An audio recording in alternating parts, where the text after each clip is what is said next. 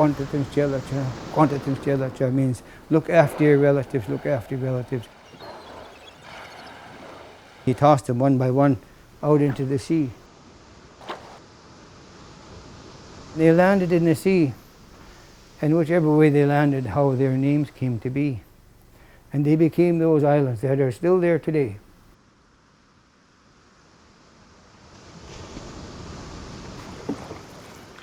We were referred to as the saltwater people because we used the saltwater as our main method of transportation. That was our highway. That's how we got around everywhere. Our traditional territory as the Salish people consisted of the southern Gulf Islands, the San Juan Islands, and southern Vancouver Island, and all of the waters in between. At the end of the Douglas Treaty, it says we're entitled to carry on our fisheries as formerly. That's where my interest came, is where, okay, if we're entitled to carry this on, what is fishing as formerly?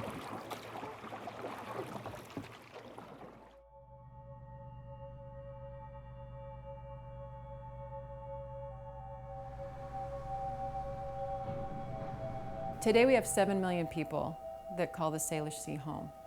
Over 58 First Nations tribes are part of that population between British Columbia and Washington State. And there's a reason why these tribes have been living in these waters for over 10,000 years. It's abundance. We've been working with tribal fishermen who are revitalizing their reef net fishing. Reef net fishing is a fishing technology that was unique to the Strait Salish people. It was our way of responsibly governing fisheries in our territory. When you look at certain fishing sites and locations, we can literally go back hundreds of generations. My great-great-great-grandfather who signed the treaty had 7 reef net locations. No word in our language for famine, going hungry. That was never, ever, ever a part of our history.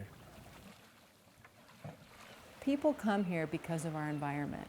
These waters are teeming with life. They're teeming with salmon. Those salmon are feeding our southern resident killer whales and ourselves. Fishing-related recreation and tourism is our driver here in the Pacific Northwest. Now, directly in conflict with that is the potential for a catastrophic oil spill. I don't think I'm alone. I don't think it's just Salish people, just Lummi people, just First Nations people who oppose increased tanker traffic. I think a lot of us feel the same way. The amount of traffic is increasing at an alarming rate.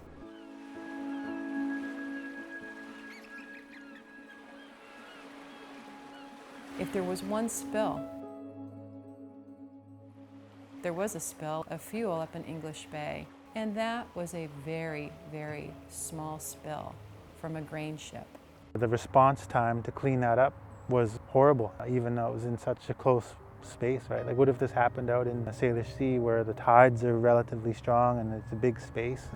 It's a huge worry for us as a people.